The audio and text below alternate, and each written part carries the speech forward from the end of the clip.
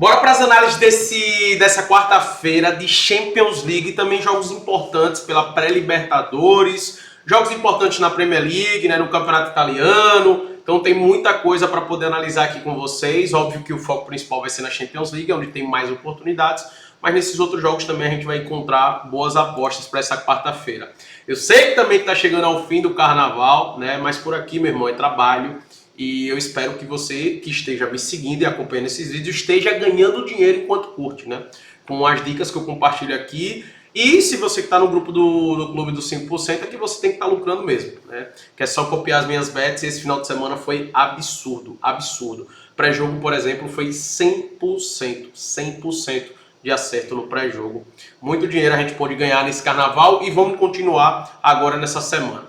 Vamos lá, sem mais delongas, vou começar a analisar aqui os jogos. Eu vou começar com o jogo de mais cedo, né? 2h45, teremos o Qarabağ enfrentando o Newcastle, né? Jogo de ida pela Champions League. Cara, o Qarabağ em casa surpreendeu muita gente, né? Um time que marcou muitos gols, que venceu jogos importantes e que se classificou, né? Ninguém imaginava que o Qarabağ iria se classificar nessa Champions League. E acabou se classificando, né? Com vitórias importantes, como eu estou falando para vocês. Inclusive, uma das vitórias foi contra o Chelsea, né? Venceu o Chelsea dentro de casa. Aí contra o Liverpool na última rodada tomou uma goleada, né? Uma senhora goleada, mas em casa está se mostrando muito forte, né? Principalmente nos jogos em casa. Venceu o Frankfurt, como eu falei, venceu o Chelsea também dentro de casa, fez jogos bem importantes. Lá tá frio pra caramba no Azerbaijão, tá? Teve jogos que eu acompanhei no Azerbaijão que tava até nevando. Não acredito que vai ser o caso aqui, a gente só vai saber disso amanhã, né? Mas obviamente que o Newcastle é favorito para esse jogo. Porém, o Newcastle vem passando por uma fase defensiva muito ruim mesmo, tá? Bem ruim mesmo. Tomando muitos gols nos últimos jogos, como a gente pode ver aqui, ó. Venceu agora pela FA Cup do Aston Villa por 3-1, mas tomou gol contra o Tottenham, tomou 3 gols contra o Brentford, tomou 3 gols contra o City, tomou 4 gols contra o Liverpool, tomou gol do Paris Saint-Germain, tomou 2 gols do Aston Villa pela Premier League, aí não tomou gol contra o PSV e nem contra o Wolverhampton, né? E tinha tomado também 2 gols aqui do City. O Newcastle vem tomando muitos gols, tá? Muitos gols vem tomando, mas vem conseguindo fazer gols. Tem um desfalque muito importante, que é o Bruno Guimarães, né? Vai ficar fora aí por semanas, eu acho que é 2 meses, 3 meses, vai ficar fora. O Bruno Guimarães teve uma lesão séria, né? Só deve voltar aí para a Copa do Mundo. E é uma perda muito importante porque o Bruno, nesse período de baixa do Newcastle, vinha sendo o principal jogador do time, tá? O principal jogador do time. Então, é uma perda muito importante para o Newcastle. Aqui, cara, de antemão, eu gosto muito, eu coloquei aqui nos meus favoritos o Newcastle, mas eu gosto de apostar no pré-jogo no mercado de gols, tá? No mais de 1,5, eu acredito que pelo menos 2 gols aconteça, porque o Newcastle, como eu falei, vem sofrendo muitos gols, jogar contra o Qarabağ lá no Azerbaijão é muito difícil, porém é um time que é ofensivamente forte, é um time que consegue agredir bem os seus adversários e vem marcando bastante gols, né? Marcou gols nos últimos jogos, o problema tem sido sua defesa. O mercado de gols é algo também, um padrão que tem acontecido nos jogos do Qarabağ, principalmente em casa, então mais de 1,5 para mim é a melhor aposta para esse jogo. E no ao vivo, se o Newcastle estiver dominando o jogo, sem sofrer tantos contra-ataques, criando muitas oportunidades, e com a odds melhor, pode ser que eu entre na vitória do Newcastle, mas isso é algo pro ao vivo. No pré-jogo, não recomendo apostar na vitória do Newcastle. Inclusive, para mim tá uma odds baixa, tá? Para mim tá uma odds baixa por tudo que o Qarabağ vem fazendo dentro de casa. Eu sei que é um time inferior, mas por tudo que tá fazendo, o que fez dentro de casa até aqui, merece um pouco mais de atenção da gente aqui, tá? Então não vale a pena colocar o dinheiro no pré-jogo, na vitória do Newcastle. Gols para mim é show de bola, mas no ao vivo vou estar atento a isso. Outro favorito que teremos é o Arsenal enfrentando o Wolverhampton. O Arsenal sabe que não pode vacilar, né? Porque o City já colou. A diferença agora é de 4 pontos, né? E, porra, você começa a ver o City aqui no retrovisor, meu irmão, o Arsenal já fica nervoso. E a pergunta que fica é, será que o Arsenal vai pipocar mais um ano ou será que dessa vez vai ser campeão? O fato é que vai enfrentar o Wolverhampton, que é o pior time da temporada, é o time que já está rebaixado, todo mundo sabe, né? 9 pontos apenas, já está rebaixado. 19 derrotas do Wolverhampton, 6 empates e 1 vitória apenas, 48 gols sofridos em 26 jogos, né? É uma média muito alta de quase 2 gols sofridos por jogo do Wolverhampton. Cara, eu acredito sim, obviamente, na vitória do Arsenal.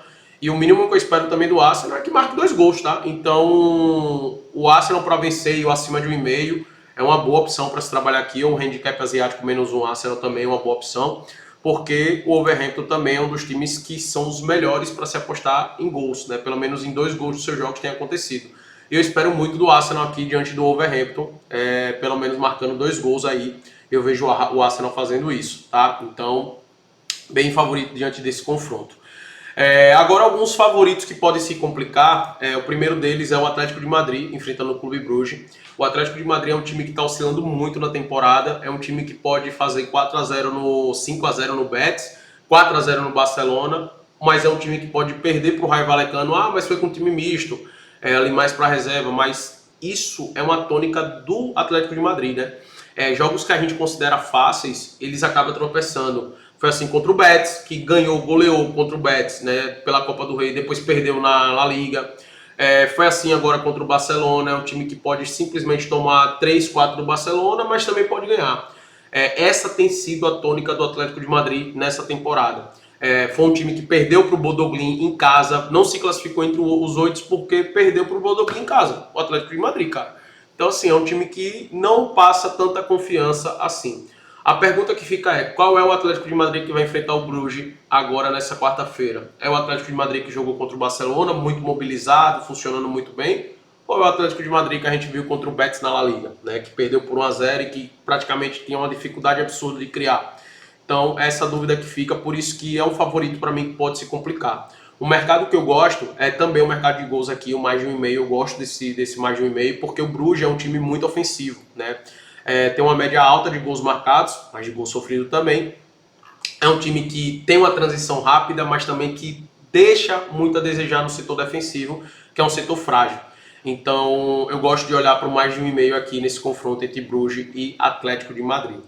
Eu coloquei aqui os jogos do Bahia, né, que vai enfrentar o Higgins, do Chile, e o Botafogo, que vai enfrentar o Nacional de Potosí na altitude, por isso que a odd está 3 aqui do Botafogo, tá? Cara, eu vou ser sincero para vocês, eu não conheço o Higgins e eu não conheço o Potosí, né? A gente sabe da altitude que mas eu não conheço, tá? Então eu coloquei aqui, tá dentro do meu planejamento esses 2 jogos, eu vou estar acompanhando, vou assistir, inclusive vou estar de olho no mercado de escanteios aqui do Potosí, como é na altitude, né? Os caras cruzam bola na área pra caramba, finaliza de fora da área pra caramba, então vou estar de olho no mercado de escanteios, que é uma tendência, né, desses times da altitude, quando enfrenta os brasileiros, é ter mais escanteios no jogo, produzir muitos escanteios, então eu vou estar ligado nisso. E os times brasileiros parece que sofrem pra caramba na altitude, né? Então vou estar ligado nisso, tá? E no caso do Bahia, o Bahia a gente sabe que tem um time melhor do que o Higgins, mas eu não conheço o Higgins também, então eu não vou chegar aqui falar desse jogo, porque é um jogo que realmente eu não sei, é um jogo que realmente eu não acompanho, né, esse time chileno. Então é um jogo que eu deixei para analisar no ao vivo e tá de olho no Lei O'Higgins, né, que é contra o Higgins, como se fosse Bahia com empate. Mas isso vai depender muito do que o ao vivo vai estar me mostrando, porque conhecimento desse time eu não tenho. Então não vou chegar aqui para você e falar nada para fazer em pré-jogo, até porque eu não vou fazer por falta de conhecimento desses adversários dos times brasileiros. E jogos que eu vejo bom para gols, começando aqui com o Milan vai enfrentar o Como, tá? É um jogo que eu gosto do mais de 1,5. Os jogos do Como têm sido bons demais para o mais de 1,5, né? Porque é um time bem ofensivo e é um time que também dá os contra-ataques para os seus adversários.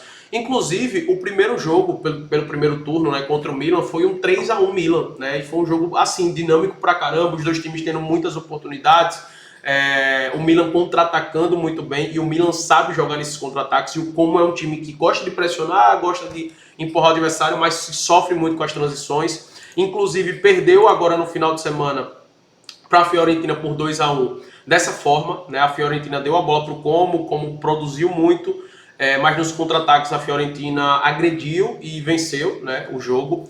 Chegou a abrir 2-0, o segundo gol de pênalti. Mas assim tem sido a tônica dos jogos do Como, né, cedendo muitos contra-ataques. E os jogos do Milan também têm sido jogos bons para gols. É um time que, como eu falei, explora muito bem as transições, está numa sequência muito positiva.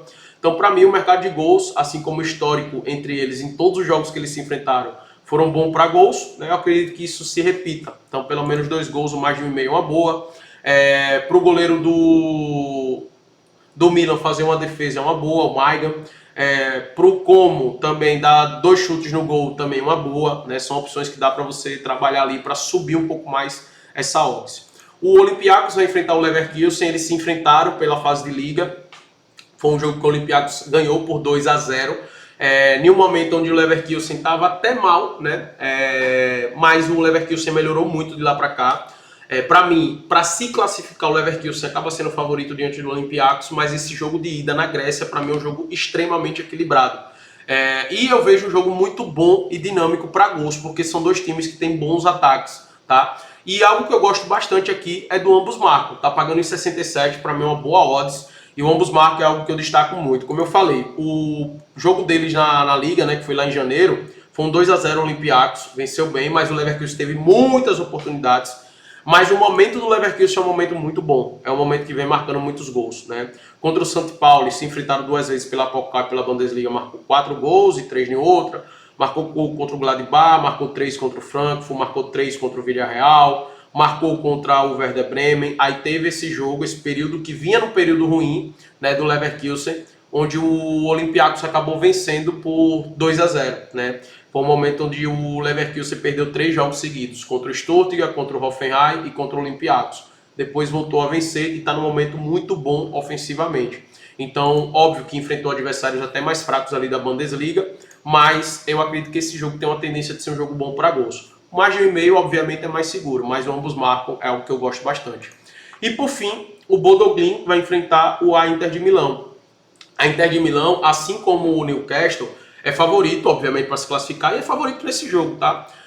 Mas o Bodo Glimt deu trabalho para muita gente dentro de casa, inclusive para o Manchester City, né? E se mostrou ser um time muito organizado e surpreendendo a todos ofensivamente. A Inter chega mais preparada para esse jogo. A Inter, diferente do City e do Atlético de Madrid, quando jogou com o Bodo Glimt em casa, já sabe, né? Não é mais um fator surpresa a forma que o Bodo Glimt joga para essas grandes equipes. E a Inter é um time que se defende muito bem e que explora muito bem os contra-ataques. Então a tendência aqui da Inter de Milão é muitas vezes dar a bola para o Bodo Glimt para contra-atacar. Acredito que esse vai ser um cenário do jogo, tá? Acredito que esse vai ser o cenário do jogo. Diante do que o Bodo Glimt fez com o City e fez com o Atlético de Madrid, eu não vou apostar no pré-jogo na vitória da Inter de Milão. Isso é algo que eu vou deixar para o ao vivo, eu vou observar no ao vivo. Mas, da forma que eles jogam, o mercado de gols é excelente, né? Você pega os jogos do Bodo Glimt, uma média muito alta de gols, em 90% dos jogos aconteceu mais de 1,5. Já dá os jogos da Inter de Milão, 80%. A Inter de Milão tem o melhor ataque do campeonato italiano, tá? E é um time também bem ofensivo da sua forma. E por isso que, para mim, esse jogo tem tudo para ser um jogo favorável para gols. O mais de 1,5 também é uma boa aqui para esse confronto. E a vitória, não recomendo no pré-jogo. Aí é algo que você deixa pro ao vivo. Espero ter te ajudado com esse vídeo. Curte, se inscreve no canal e vamos para cima nessa quarta-feira.